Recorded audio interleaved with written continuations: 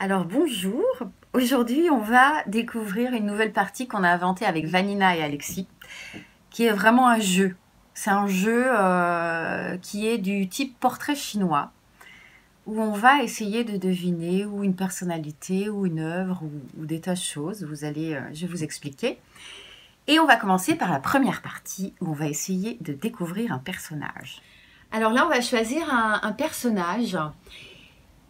Et le personnage, quand on joue à la devinette, on va remplir les dimensions du premier cercle. Aventure, complicité, intuition, guerre.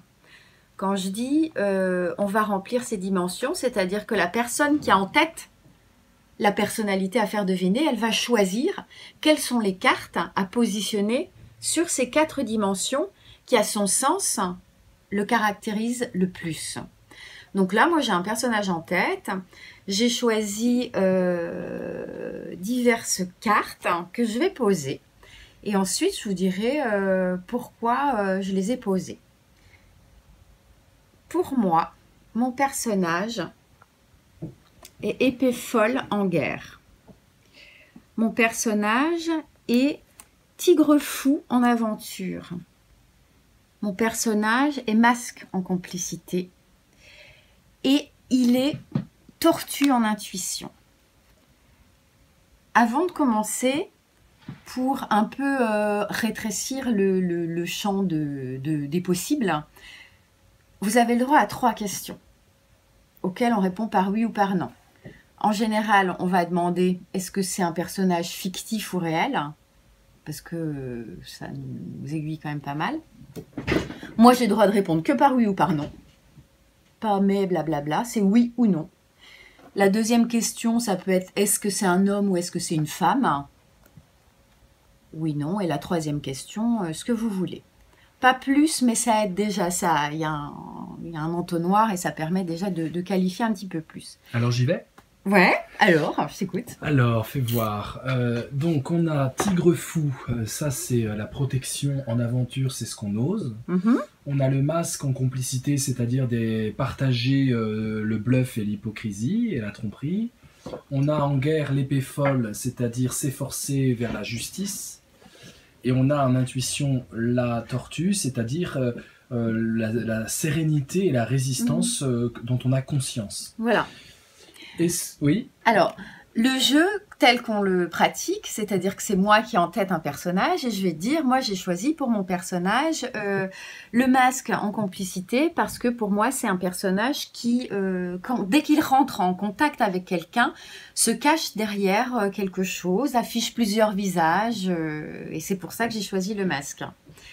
Pour moi, dans sa façon de rentrer en action, d'agir dans le monde, il va protéger en utilisant sa force, hein, son animalité. Il va, là, comme le tigre, il y a vraiment la notion là de protection entre les deux animaux et du petit bébé tigre d'ailleurs. Du petit bébé tigre qui est caché, et il y a le fort hein, là qui est en train de le protéger, quitte à sortir les griffes et les dents. C'est le dessin qui le dit. Mon personnage, pour moi, vraiment, ce qu'il vise, c'est la justice. Et là, j'ai rien d'autre à dire parce que ça le caractérise très très bien. Et à l'intérieur de lui, mon personnage, il se sent vraiment d'une sérénité de fond, protégé par sa carapace, équipé pour avancer dans le monde. Et il a vraiment en lui cette calme et cette sérénité qui avance, quoi qu'il arrive au fil du temps. Alors, 3 questions. Alors, ça y est, oui, 3 questions, vas-y. Est-ce que ce personnage est fictif, imaginaire ou bien réel? Je peux répondre que par oui ou par non. Alors, formule ta question. Ce personnage est-il réel? Non. Donc, on va dire qu'il est fictif. Ce personnage est-il une femme? Non. Peut-être un homme. Un homme fictif. Ce personnage vit-il au XXe siècle? Non. Il est fictif. Ah oui, je suis bête. Zut. Donc tu as droit à une autre question. Ah d'accord, j'ai droit à une autre question. Ce personnage Voyons voir un peu. Il est... ce personnage... alors, s'il est fictif, il apparaît quelque part. Ce personnage apparaît-il au cinéma? Oui. D'accord. D'accord. Ok. Alors, la suite du jeu, c'est quoi alors? Alors, la suite du jeu, c'est que là, on peut parler, c'est-à-dire que toi, tu peux me dire, mais tu peux essayer de creuser un peu la carte pour que moi, je te donne des éléments et qu'on engage une discussion. Le but, c'est aussi de causer par rapport aux cartes. Ah oui, donc là, normalement, je suis censé te proposer déjà un nom. Tu peux déjà me proposer des noms ou... Le but, c'est vraiment... c'est pas du tout protocolaire, on peut inventer ce qu'on veut. Le but, c'est vraiment d'aller discuter la perception que l'on a d'un personnage là qui est fictif au travers des cartes du jeu du Phénix. Donc, tu peux me dire... mais est-ce que ça veut dire que c'est quelqu'un qui est prudent? Et tu dis oui ou non? Je te dis non, pour moi, j'ai choisi cette carte pas, parce que c'est un personnage on est déjà prudent. dans la discussion, on n'est pas dans un truc de oui ou non, oui ou non, oui ou non. Non, il y a eu les 3 questions pour vraiment cet effet d'entonnoir, parce que s'il s'agit d'un personnage fictif, c'est quand même bien de le savoir pour pas aller chercher dans les, je sais pas, les acteurs d'aujourd'hui, les hommes politiques ou tout ce que tu veux. Ça aide vraiment, mais après, tout le but, c'est de pouvoir chacun aller papoter sur les cartes. Moi, j'ai choisi cet aspect. Si tu me dis, est-ce que c'est, t'as choisi la tortue parce que c'est un personnage qui avance lentement mais sûrement et que c'est de cette façon qu'il fonctionne et il ressent ce moteur lent. Moi, je te dirais que j'ai surtout choisi la tortue parce que pour moi, je ressens que ce personnage est d'une grande sérénité et qu'il est vraiment équipé pour faire face à tout. Là, on a affaire à un profil qui me fait penser au Marvel, au personnage de comics de Marvel. Ouais. Donc on a affaire à un justicier apparemment, puisqu'il y a la justice qui est visée, et que tu as dit que ça suffisait pour le caractériser. Exactement. Un justicier qui ne montre pas son identité, parce qu'il y a le masque. Donc il y en a beaucoup, des Marvel qui ne montrent pas leur... Il y a Superman, alors est-ce que ça peut être Superman? Ça n'est pas Superman. Alors quand, comme ça c'est très bien, c'est vraiment comme ça qu'il faut jouer, après balancer des propositions et ce que je vais faire, si au bout d'un moment qu'on a un peu discuté, je vais choisir, moi, de te proposer une autre carte. Sur une autre dimension. Oui, donc, voilà. exactement. Donc là, on a choisi le premier cercle où on appelle ça le contrôle. Oui. Hein, les dimensions qui sont en fait... qui sont impaires lorsqu'on traduit les lettres en chiffres. Le 3 pour le C, le 9 pour le I, le G c'est le 7 et le A c'est le 1. Tout ça, c'est des dimensions sur lesquelles il est facile d'agir plus que les dimensions d'angle. Les dimensions d'angle, c'est le mécontrôle.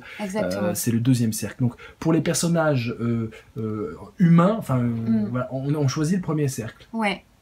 Et alors le deuxième cercle, on choisit pourquoi? On choisira, c'est ce que je t'expliquerai après, pour des œuvres ou des choses. D'accord, des choses ou des œuvres, d'accord. C'est ce qui me semblait intuitivement plus juste et c'est vrai que ça marche vachement mieux quand on le pratique. D'accord. Donc là, on peut, c'est quoi? C'est le joueur qui va te demander une dimension à remplir? Non, c'est moi qui vais dire, j'aimerais bien te donner un indice. Ah d'accord, c'est un indice supplémentaire.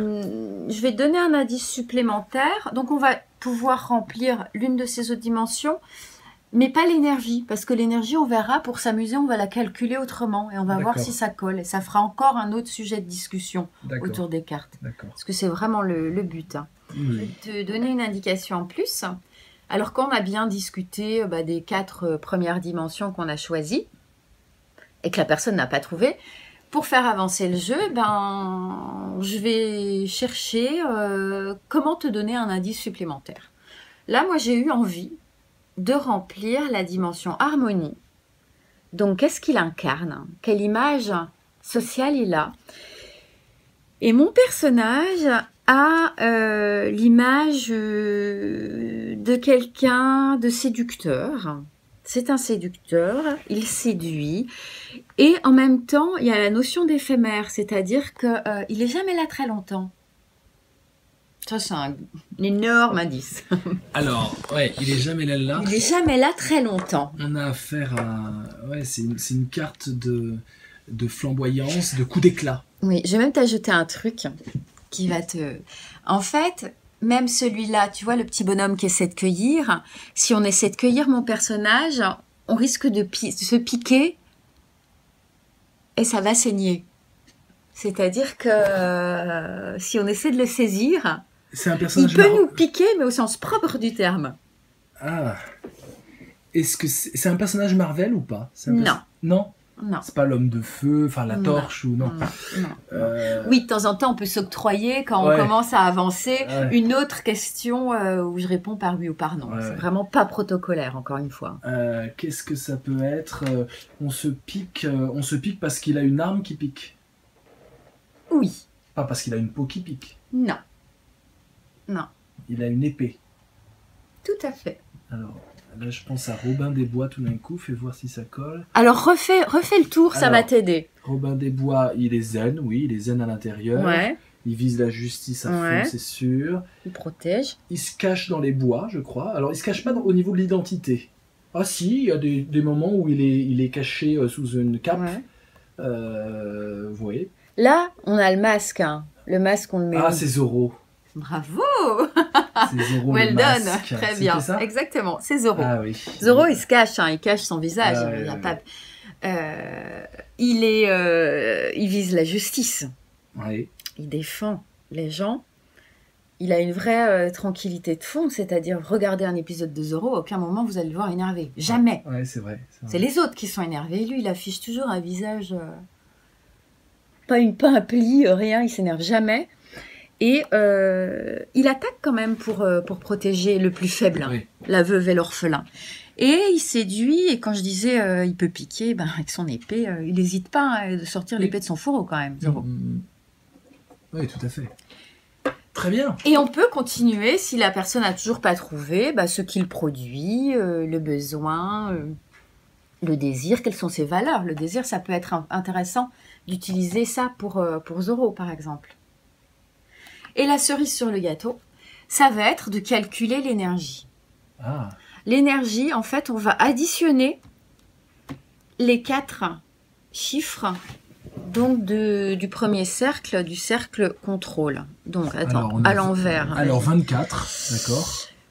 Plus 6, ce qui nous fait 30. 30, on compte moins 10 pour les cartes folles. Hein. Ouais, moins 10, ça fait 20. Et moins 5, ça fait 15. Alors 15, ça nous donnerait en énergie... Les vivants. Après, on est d'accord ou pas, mais ça nous fait encore un sujet de discussion. Et moi, je trouve ça pas mal pour Zorro quand même. Ouais, la carte de la fraternité humaine, la carte de la fête aussi, oui. La carte de la solidarité, de la communauté incluante, inclusive.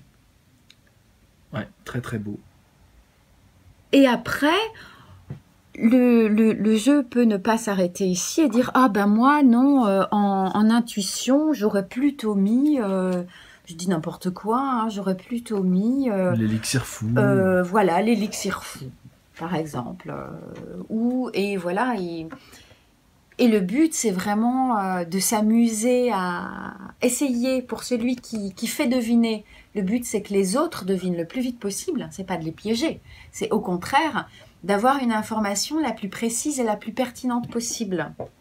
Quand on additionne, Stéphanette, si on obtient un nombre qui ne fait pas partie des cartes, on additionne les chiffres entre eux. Exactement. Si on obtient 31, par exemple... On va faire 4. On va faire 4. 3 plus 1. Okay. Et si jamais... Si j'obtiens moins 27, on va faire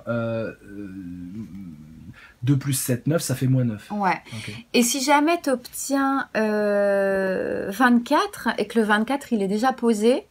Ça, c'est une règle que nous a proposé quelqu'un en atelier la dernière fois. Je trouvais ça plutôt sympa. Ça marchait plutôt sur notre personnage. 24, on va faire 4 plus 2 et on va faire 6. On va mettre 6. On continue. Et si le 6, comme c'est le cas, est déjà posé, on peut mettre Matka. Ouais, ça voilà. Il y a un joker, on met Matka Sauf si Matka est déjà posé. Mais on peut s'interdire de mettre Matka dans le jeu exprès pour cette règle-là. Ouais, pourquoi pas. Ne pas mettre Matka dans les propositions. Et après, on peut inventer 1000 choses. Oui, on peut même faire un tirage pour les dimensions qui restent. Exactement. Pour prolonger la discussion. Ça peut finir en profil vraiment et que Ouais. tout soit rempli. Ce qui est très amusant dans ce jeu, ce que j'aime bien, c'est que ça renouvelle complètement le but du jeu. Enfin, c'est toujours parler d'un personnage, mais il y a vraiment l'idée de tester, de quizer les autres, et donc c'est très excitant. On peut faire des concours, ça peut être très très sympathique. Et c'est vraiment comme du portrait chinois, mais avec un autre langage. Ouais. C'est pas si le personnage était un animal, si le personnage était un machin. Et ça fait vraiment pratiquer le jeu d'une manière totalement ludique. Et donc, j'ai inventé une extension. D'accord. C'est-à-dire que, par exemple, si je suis fan d'une série, ou n'importe quoi, une série, admettons que je sois fan d'Harry Potter, on va pouvoir s'amuser à dire, ok, là, la catégorie, c'est un personnage d'Harry Potter. Et si tu joues avec d'autres fans, eh ben, tu vas pouvoir t'amuser à poser des personnages. C'est même peut-être plus facile pour commencer. Pour ceux qui commencent vraiment la devinette. Tu sais dans quelle catégorie deviner. Tu sais tout de suite, ok, c'est un personnage d'Harry Potter, je te pose ça, ça, ça. On a déjà une rangée restreinte de personnes. Du coup, c'est plus facile. Ça va beaucoup plus vite. Auquel cas, il faudra peut-être ajouter une contrainte de temps. Ouais, c'est-à-dire en 10 minutes, combien tu fais de personnages. Ah oui, d'accord. Par équipe. Ça peut se jouer par équipe aussi. Très très sympa. Oui, il y a tout à inventer, mais l'idée de faire deviner est une idée géniale. Ouais. Donc on appelle ça la devinette Phoenix. Voilà, la devinette Phoenix. Devinette de Stéphanette. Et de Vanina et d'Alexis. Ouais, on a beaucoup ri en jouant ça. Et alors une dernière chose, pour les objets inanimés. Alors, on recommence tout. Alors là, on va essayer de deviner une chose. Chose pouvant dire tout ce qu'on veut. Ça peut aller de la voiture à l'œuvre d'art, en passant par une marque, un objet, Notre-Dame de Paris, tout ce que tu veux. J'ai choisi de te faire deviner une chose et tu as 3 questions, alors, si tu veux. 3 questions. Est-ce que cette chose est utile dans la vie de tous les jours? Ah, dans la vie de tous les jours, non. Non? Non. Est-ce que cette chose coûte plus que 150 €? Oh oui. Ah. Ouais. Est-ce que cette chose est une œuvre d'art? Oui. Ah. Alors, je vais te dire ce que j'ai choisi. La chose que j'essaie de te faire deviner, pour moi, est le produit du plaisir. Clairement. Elle a l'image de quelque chose de rare, de parfait, de beau. Elle a besoin d'être au centre. Elle désire se cacher, se dissimuler, ne pas se dévoiler. Une œuvre d'art. Ouais. Alors là, tu peux nous dire l'anecdote de Vanina, parce que tu lui as proposé cette partie. Parce que c'est ça qui est amusant dans ce jeu aussi, c'est que les propositions peuvent être loufoques. Alors, les propositions, on peut faire vraiment n'importe quoi. Hein. Si je choisis un coupe-ongle, je fais deviner un coupe-ongle. Et non, mais je veux dire, les joueurs qui font des propositions, ton coupe-ongle, ils peuvent dire que c'est, je sais pas moi... Ils peuvent dire que c'est... qu'est-ce que ça pourrait être? Ils peuvent dire que mon coupe-ongle ou mon couteau suisse, ils peuvent imaginer que c'est... un barésie ou... Ouais, ou une semelle orthopédique. En l'occurrence, avec ce même tirage, Vanina nous avait proposé... Alors, j'aimerais que tu devines d'abord. Ah, d'accord, ok. Je préfère que tu devines. Okay. Parce que... Alors, est-ce que... Ah oui, non, faut pas. Donc, écoute... Ce qui aide, en fait, c'est que la personne qui joue, qui essaie de deviner, reformule, c'est-à-dire se réapproprie. D'accord. En plus, en termes d'apprentissage du jeu, c'est la intéressant. La valeur, c'est se cacher. La pulsion fondamentale, c'est d'être au centre et admirer. Ouais. Œuvre d'art, on a dit. Être au centre. Il y a la Vénus de Milo, par exemple, qui me vient à l'esprit. Non. Non, c'est pas ça? Non. Il y a des œuvres de Botticelli, je crois que c'est celle qui sort du coquillage. Là. Oui, mais c'est pas ça. C'est pas ça, parce qu'il y a l'idée de plaisir et l'idée de beauté et de rareté. Produire du plaisir. Il y a l'idée de... Ouais, la perle... D'abord, c'est par qui? J'aurais dû demander un truc d'époque, parce qu'il y a... Attends, se cacher... Après, moi, une œuvre d'art. je peux t'aider en te disant, pour moi, la carte qui va le plus t'aider, à mon sens, les 2 cartes qui vont le plus t'aider, parce que ça c'est une œuvre d'art, hein. Donc évidemment c'est à l'image de quelque chose de beau et de rare. En plus à la question, tu m'as demandé est-ce que ça coûte plus de 150 €, je t'ai dit oulala oui, ouais, donc rien qu'à ma réponse, t'imagines que ça coûte très très cher, donc que c'est rare et cher. Ça procure du plaisir évidemment, donc ça peut être plein d'œuvres d'art. Ce qui va davantage spécifier pour moi par rapport à ce que j'essaie de te faire deviner, c'est ce désir de ne pas se dévoiler. C'est comme ça que je l'ai formulé. Et en fait, cette œuvre d'art, elle a besoin d'être au centre. Elle est d'ailleurs placée au centre de quelque chose, avec plein de gens autour qui se prosternent autour d'elle, quasiment. C'est la pyramide du Louvre. Non, géographiquement, on n'est pas très très loin. Je vais te donner des le Louvre, au Louvre. On n'est pas hyper loin, il faut juste prendre son ticket et aller à l'intérieur. Qu'est-ce qu'il y a au Louvre? Il y a plein de... il y a la Joconde. Bravo. Ah, la Joconde, avec le mystère de la Joconde en désir. Exactement. Super. Ça, pour moi, ça caractérise vraiment la Joconde. Mais ça, c'est valable pour moi. Et attends, juste, il me vient une idée. Comment tu calcules l'énergie? C'est toujours un additionnel là ou ça marche pas pour les inanimés? Si, on va le faire aussi. Ou est-ce qu'il faut remplir les cartes Non, en fait, on s'est dit qu'on prendrait toujours les 4 cartes qu'on a posées de base, les cartes initiales. Ok, ça c'est une bonne idée, une bonne règle. Ouais. Et donc Vanina avait proposé quoi avec ces 4 cartes? Alors, avec ces 4 cartes, Vanina m'avait proposé un string. Parce que le string, le désir se dissimuler. Ah oui, d'accord. Ah oui, c'est raccord. Et le centre, oui. Être au centre, il a besoin d'être au centre. Là, aussi, il n'y a pas de littérature à faire là-dessus, on comprend très bien. C'est quelque chose qui a une image de raffinement. C'est ce qu'elle avait proposé. Et le plaisir. Et le plus, oui, donc, il y a un truc cocasse dans les propositions qui sont super. Et si on joue en équipe, j'imagine, s'il y en a 2 qui font la proposition et par exemple 4 qui jouent, ça peut être aussi très drôle parce que les 2 peuvent échanger, discuter. Super. Et pareil, tu peux rajouter des cartes. Pareil, on peut discuter, remplir le profil ou tirer des cartes. Ou tirer des cartes, sachant que pour une chose, par exemple, c'est plus difficile de remplir ces dimensions-là. Oui. C'est pour ça qu'intuitivement, j'avais choisi de faire ces dimensions-là pour des choses et ces dimensions-là. Alors là, si on calcule, ça fait 6 et 11, 17. 17 et 19, ça fait 36. Est-ce que je me trompe? 17 et 19, ça fait 36, c'est bon. Et 36 et 21, ça fait 57. 57, j'ai 5 et 7, ça fait 12. 12. Voilà. Ça veut dire qu'en énergie, on met l'élixir. Oui.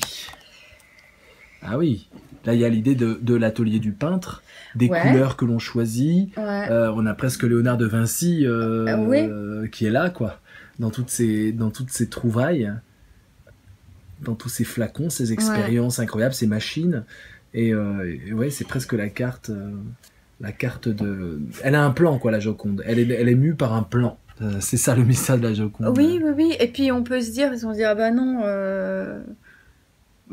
C'est une œuvre d'art, ça devrait peut-être être moins 12, mais non, on parle pas de la production de cette œuvre d'art, on parle de l'œuvre d'art en elle-même. Donc, dans quelle dynamique elle est? Ouais, pour moi, effectivement, il y a quelque chose de très, pas de très calculé, mais qui va avec le masque, en fait. Ça va bien avec le masque, et puis elle cache quelque chose, elle cache bien son jeu, comme on dit.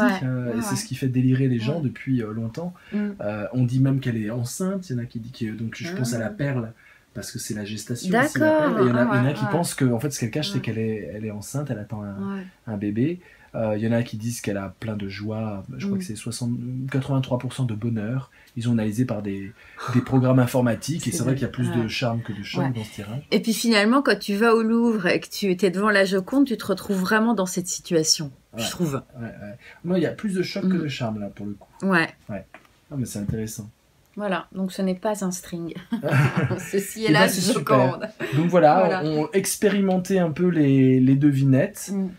expérimentez. Proposez-nous sur la page du jeu et sur le groupe Facebook Les Éclairs du Phénix, très actif. Proposez des devinettes, on peut s'amuser tous ensemble. Merci Stéphanette, c'était vraiment super. Donc on peut toujours créer, inventer avec ce jeu. Génial. Sortir des règles aussi, ne pas hésiter. On fera un balbutiement, toi et moi, sur l'art du théâtre et de la comédie avec le langage phénix. D'accord, et des personnages. Et des personnages. Okay. Super, bisous. Merci.